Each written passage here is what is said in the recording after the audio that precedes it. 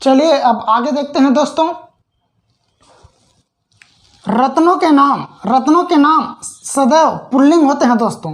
रत्नों के नाम सदैव पुल्लिंग होते हैं, जिसमें मोती, मणिक, पन्ना, हीरा, जवाहर और नीलम ये सभी पुल्लिंग होते हैं। उसी प्रकार रत्नों के नाम में मणि, ये वाला मणि स्त्रीलिंग हो जाएगा दोस्तों। ये अपवाद है ना, पुल्लिंग का ये अपवाद है मणि। मणिक पुल्लिंग होते हैं लेकिन मणि स्त्रीलिंग होते हैं दोस्तों, याद रखने इनको। द्रव पदार्थों के नाम जैसे पानी, दूध, दही, घी, तेल, पेट्रोल ये सब पुल्लिंग होते हैं दोस्तों।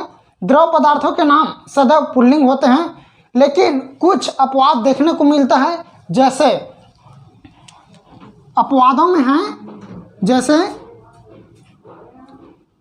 चाय,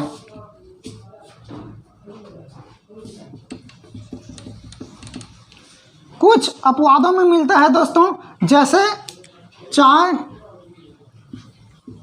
काफी,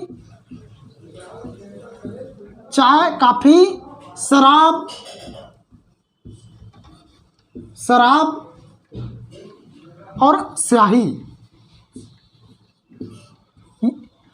ये पुल्लिंग का अपवाद है दोस्तों।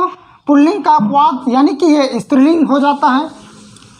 यदि आप इतने को ही याद करते हो तो इन सब को याद करने की ज़रूरत नहीं होती। यदि आप ये चारों को याद कर लेते हो कि ये चारों स्त्रीलिंग है तो बाकी जो आएगा वह पुल्लिंग हो जाएगा दोस्तों। अब देख लेते हैं धातुओं के नाम। धातुओं के नाम में जैसे लोहा, पीतल, तांबा, सीसा, कांसा, रांगा, टीन ये सभी जितने भी धातु होते हैं सब पुल्लिंग होते हैं दोस्तों, केवल एक को छोड़ के। एक है चांदी। चांदी जो है स्त्रीलिंग होती है। चांदी जो है स्त्रीलिंग होती है दोस्तों। तो ये चांदी बस को यदि आप याद रख सकते हो तो बाकी सब पुल्लिंग हो जाता है। चांदी बस स्त्रीलिंग में आता है। ये धातुओं में अपवाद है चांदी। अब देख लेते हैं अनाजों के नाम। अनाजों के नाम जैसे चावल, गेहूं, जौ, बाजरा, मक्का, मटर जितने भी जो पदार्थ है यानी कि जो अनाज है, अनाज पदार्थ है वह पुल्लिंग हो जाएगा। लेकिन इसमें भी कुछ अपवाद देखने को मिलता है, जैसे मकई, ज्वार, मूंग, जो मूंग दाल खाते हैं वो मूंग, खेसारी और वैसे ही अरहर दाल, अरहर और वैसे ही हम इसमें दाल को भी हम स्त्रीलिंग में लेते हैं, दाल को। ये सब हो जाएगा स्त्रीलिंग। अरहर दाल, मकई, ज्वार, मूंग, खेसारी ये सब स्त्रीलिंग में आ जाती है दोस्तों। चलिए आगे देख लेते हैं दोस्तों स्त्रीलिंग और पुल्लिंग को। पुल्लिंग में देशों के नाम सदैव पुल्लिंग होते हैं दोस्तों। देशों के नाम सदैव पुल्लिंग होते हैं, जिसमें भारत देश, नेपाल देश, पाकिस्तान, ऑस्ट्रेलिया, इंग्लैंड, अमेरिका जितने भी देश हैं सब पुल्लिंग होंगे दोस्तों, सभी पुल्लिंग होंगे। उसी प्रकार पर्वतों के नाम जैसे जितने भी पर्वत है विश्व में, जितने भी पर्वत है सभी पुल्लिंग होंगे। जैसे अरावली पर्वत भारत में है, अरावली, विंध्याचल पर्वत, महेंद्रगिरी पर्वत और जितने भी पर्वत हैं सभी, और जितने भी पर्वत हैं सभी पुल्लिंग होंगे दोस्तों, सभी पुल्लिंग होंगे। उसी प्रकार समुद्रों के नाम जितने भी समुद्र है, हिंद महासागर, प्रशांत महासागर, अटलांटिक महासागर, अरब सागर, जितने भी सागर हैं वह जितने भी सागर हैं वह पुल्लिंग होंगे दोस्तों। जितने भी समुद्र सागर है वह पुल्लिंग होंगे दोस्तों। तारे या ग्रह का नाम हमेशा पुल्लिंग होंगे दोस्तों। तारे एवं ग्रहों का नाम पुल्लिंग होंगे। तारे एवं ग्रहों के नाम पुल्लिंग होंगे, सदैव पुल्लिंग होंगे। जैसे मंगल ग्रह, बुध ग्रह, सूर्य, शनि ये सब ग्रह हैं उसी प्रकार राहु, केतु, इनमें एक अपवाद रहते हैं दोस्तों, पृथ्वी। पृथ्वी जिनमें हम लोग रहते हैं वह है पृथ्वी। तो पृथ्वी जो है अपवाद है, पृथ्वी को हम स्त्रीलिंग में लेते हैं। पृथ्वी स्त्रीलिंग में आता है दोस्तों,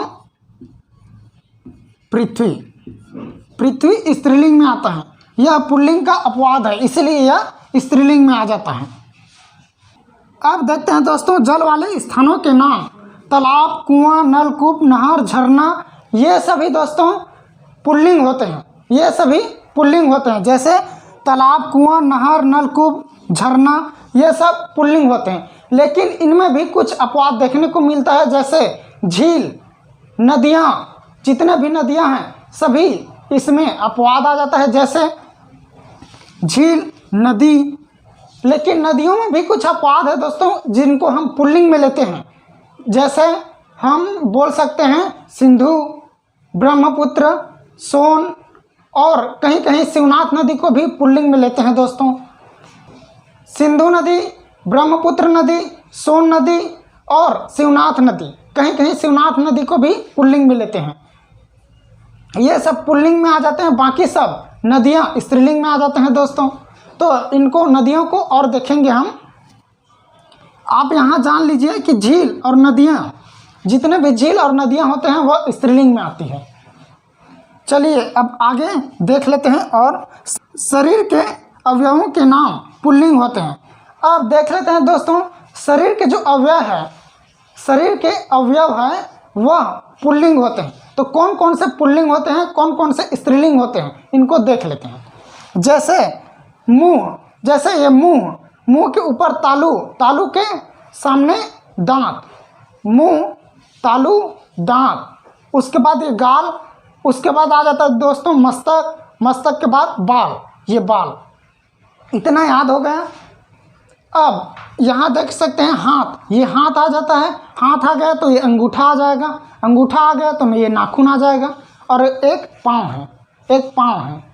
ये इतना क्या हो जाता है दोस्तों, ये पुल्लिंग में आ जाते हैं। बाकी जितना भी शरीर के अवयव है बाकी सब स्त्रीलिंग में आ जाएंगे, बाकी सब स्त्रीलिंग में आ जाएंगे।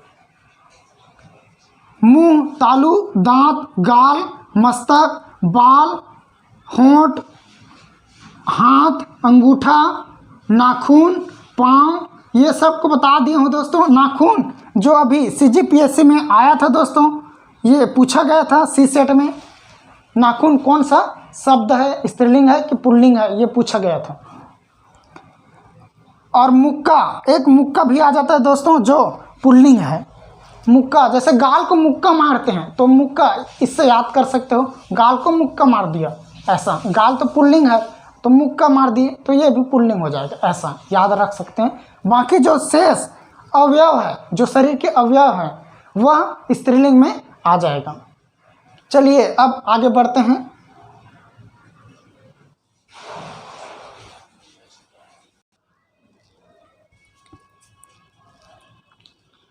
अब देख लेते हैं दोस्तों हम भौगोलिक जो क्षेत्र है उनका नाम पुल्लिंग होते हैं, उनको देख लेते हैं।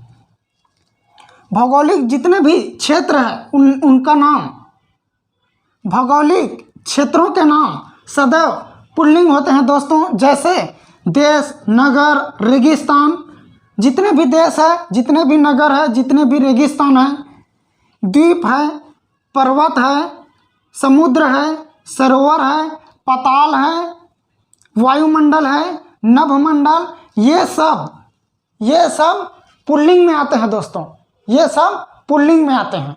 लेकिन कुछ अपवाद आपको बताया था, जैसे झील और नदियाँ, जैसे झील और नदी, जितने भी नदियाँ हैं वो अपवाद आ जाते हैं पुल्लिंग के, यानी कि अपवाद आ जाते हैं पुल्लिंग के, मतलब ये स्त्रीलिंग हो जाते हैं। जितने भी झील और नदी है वह स्त्रीलिंग हो जाती है। अब हम नेक्स्ट क्लास में स्त्रीलिंग शब्द को देखेंगे दोस्तों।